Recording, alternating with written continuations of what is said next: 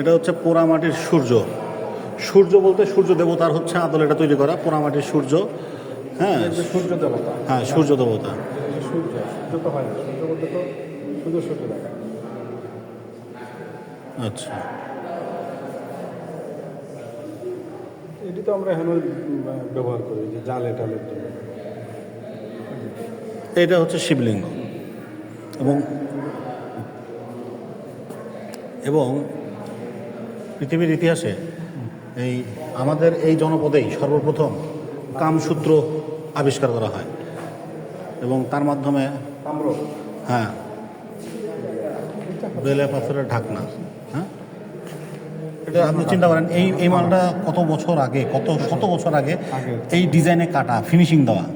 হ্যাঁ, মানে প্রস্তর যুগের পরের যে অবস্থানটা, তখনকার সময়ে মনে করেন এই পাথরকে কাটতে হয় লোহা দিয়ে। হ্যাঁ।